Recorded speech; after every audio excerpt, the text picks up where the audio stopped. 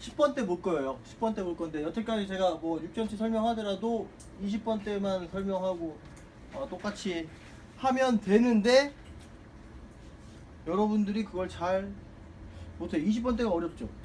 왜 그럴까요? 10번 때 엄청 잘 되잖아요. 열심히 하면은, 그죠? 근데 20번 때는 어려워요. 23번부터 잘 못 잡기 때문인데, 그 이유는 모델이 우리 이렇게 하고서 이제 23번 할 거 아니에요, 그죠? 이렇게 해서 모델이 23번 하는데, 첫 번째 23번 D스타일 라인액을 여기 딱 우리 떨고서 확 밀어버리잖아요. 근데 대부분 사람들이 이때 밀 때 얘가 4번을 덮어버리게 돼요. 왜 그럴까요? 그 이유는 단순해요. 여러분 우리 근접 작업하잖아요, 그죠? 근접 작업하잖아요. 그러면 우리가 눈이 두 개이기 때문에 우안과 좌안 사이에 오차가 발생해요. 대부분 사람들이 오른손으로 작업하죠. 오른손으로 작업하는 사람들은 20번 때 할 때 20번 디스탈 라인 앵글이 곡선이 잘 보여요. 왜? 오른쪽 눈으로 보기 때문에. 이쪽에서 보잖아요. 조금만 곡선 줘도 얘가 확 있는 것처럼 보이기 때문에 20번 때 디스탈이 굉장히 쉽게 느껴지거든요. 근데 얘를 한다고 봐봐요. 눈이 우리 거인이야. 지금 얘 거인이야. 눈이 여기 있잖아요. 우안으로 보기 때문에 얘를 밀어도 계속 직선적으로 보여요. 그래 여러분 계속 밀죠. 계속 밀다 보면 4번에 얹혀버리게 돼요. 그래서 제가 여러분들한테 항상 말씀드리는 게 좌안 위주로 한번 보라 그랬잖아요. 그러니까 10번 때 하실 때는 웬만하면 디스탈 라인 앵글 컨택 포인트 곡선 주실 때 좌안으로 한번 보시면 좀 더 쉽게 하실 수 있어요. 그게 가장 큰 이유고, 그게 가장 큰 이유예요. 13번에서. 그러니까 여러분들이 10번 때 가장 어려워하는 이유가 이 13번을 잡을 때, 13번의 디스탈 컨택 포인트를 곡선으로 확 잡을 때 얘가 계속 직선적으로 느껴지기 때문에 계속 밀어서 그런 거예요. 그리고 두 번째가 치과에서 마진을 딱 잡아왔는데, 치과에서 마진을 딱 이렇게 잡아왔다고 봐요. 솔직히 마진이 이게 뒤로 갈수록 약간 넓죠. 받침을 할 때 꼭 뒤에 있는 마진을 사용해서, 두 번째 이유가 받침을 할 때 여러분들이 이게 어떻게든 곡선을 했단 말이에요. 근데 받침을 내려야 되는데 여기서 내려버려요. 그럼 여기가 또 직선적으로 느껴지잖아요. 그죠? 엠브레이저를 여러분들이 부여해주고, 엠브레이저를 부여해준다는 게 뭐예요? 허리를 모아주고 버컬에 있는 마진에다가, 뒤에 있는 설치기에 있는 마진이 아니라 버컬에 있는 마진에다가 디스탈 받침을 받쳐줘야 돼요. 디스탈 받침을. 요걸 안 받쳐주기 때문에 결과적으로 디스탈 라인 앵글이 일자로. 여러분 빌드업 3번 13번 빌드업 하실 때 딱 돌이켜봐요. 대부분 제가 말하는 게 맞을걸요. 밑에까지, 위에서부터 밑에까지 그냥 직선으로 딱 공간을 메우게 돼요. 그래서 그런 거예요. 그게 두 번째 이유. 첫 번째, 두 번째 이유. 또 세 번째 이유.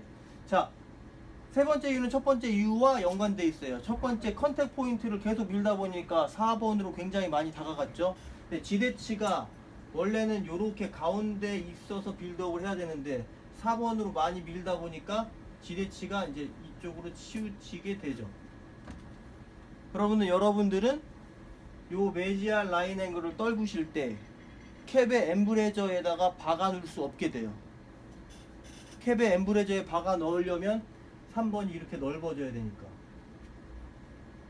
그러면 캡 요쪽 우각 쪽에 메지알 라인 앵글이 걸치게 되겠죠. 그러면 결과적으로 무슨 효과가 있을까요? 네, 배열이 일자로 되는 효과가 있어요. 3번이. 이게 세 번째 이유. 그러니까 결국엔 첫 번째 이유가 제일 중요하죠. 첫 번째를 위치를 굉장히 잘 잡아 놓으면, 그러니까 저도 좌안과 우안을 교정을 많이 했는데 컨디션에 따라서 왼쪽 눈으로 보지 못하는 경우가 있어요. 왼쪽 눈으로 보지 못하는 경우가 있으니까 그때는 그냥 어떻게 하느냐, 그냥 컨택을 아예 4번에서 완전 떨어뜨려 버려 가지고 곡선을 만들어 버려. 컨택을 아예 붙이지 말고. 제가 여기 23번 하실 때는 곡선이 강하니까, 3번은 곡선이 강하니까 컨택을 확 그냥 붙여버리는 게 훨씬 강하게 느껴진다고 했잖아요. 근데 13번 하실 때는 그렇게 하시면은 여러분들이 좀 더 매지알 할 때 배열을 직선적으로 하게 되는 이유가 되니까 그냥 띄워버리고 하시는 게 훨씬 유리하죠. 그죠? 그러면 자, 요게 세 번째 이유까지 된다면, 네, 세 번째 이유에 의해서 얘가 요렇게 되죠. 그죠? 그러면 2번도 요렇게 나오기 시작하겠죠. 그리고 1번도 여기 매지알을 맞추려고 하겠죠. 지금 20번 때 한 거에 의해서 이제 이런 식으로 나오려고 하겠죠. 그러니까 전반적으로 배열이 이게 아니라 이렇게 되는 거예요, 여러분. 근데 여러분 뿐만 아니라 다른 모든 분들도 그래요. 6전체 하면 배열이 우리 각도기 뭐라 그랬죠? 그 콤파스 한 것처럼 최소한 이렇게 딱 일률적으로 배열을 이루어야 되는데 대부분 10번대가 이렇게 살짝 나가게 돼요. 각이지게. 대부분이. 그 이유가 여기 있어요. 우한으로 보기 때문에. 여러분 100% 왼손잡이, 저는 양손잡이인데 왼손잡이들 보면 여기부터 하시는 분들 많거든요. 왼손잡이들은 이 10번대가 훨씬 쉽게 느껴져요. 이쪽이 어려워. 20번대. 그것도 같은 이유예요. 왼손잡이들은 대부분 좌안 위주로 보기 때문에 여기 배열이 굉장히 쉬워요. 근데 이쪽 배열은 잘 못하시죠. 이해가 돼요? 자, 요게 되면 3번이 되는 거죠.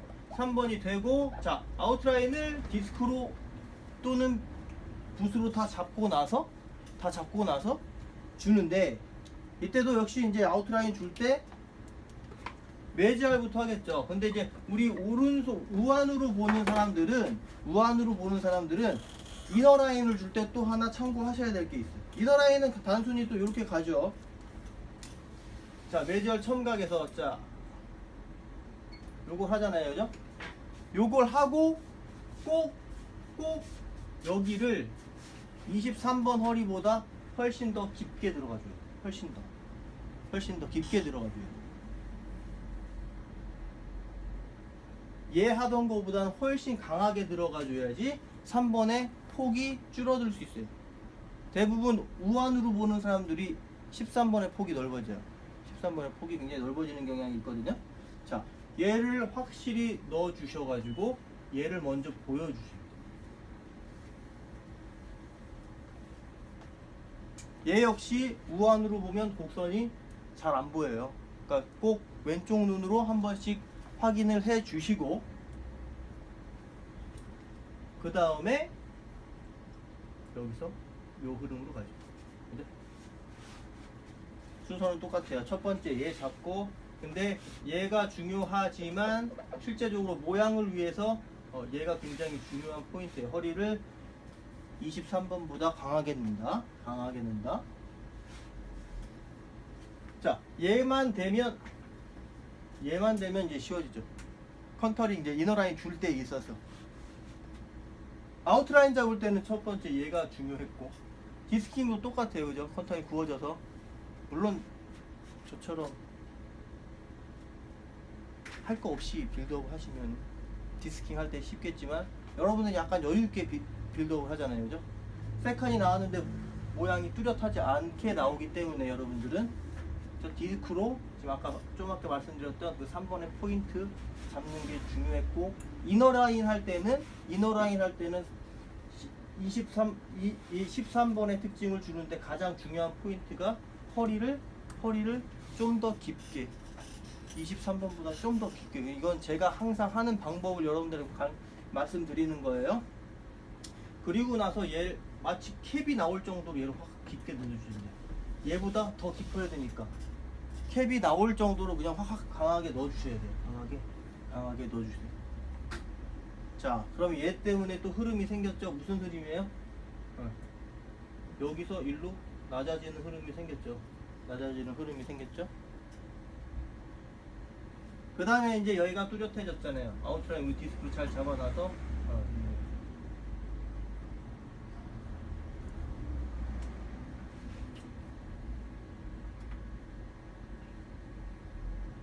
그 다음에 센트럴 로브 주려고, 센트럴 로브 줄 때 제가 이번 주말에 이런 말을 했죠. 시트로행.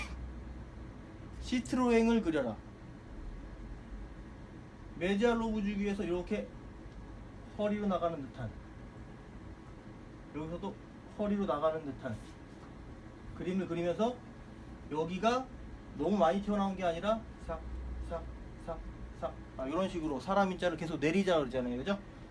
그러니까 시트로행, 우리 차 좋아하시는 분들 시트로행 엠블렘을 만들듯이 하면 여기가 튀어나와 보이지만, 살이 많은 것처럼 보이지만 실제적으로 살이 많아서 환자들의 여기 뭐라 그래요?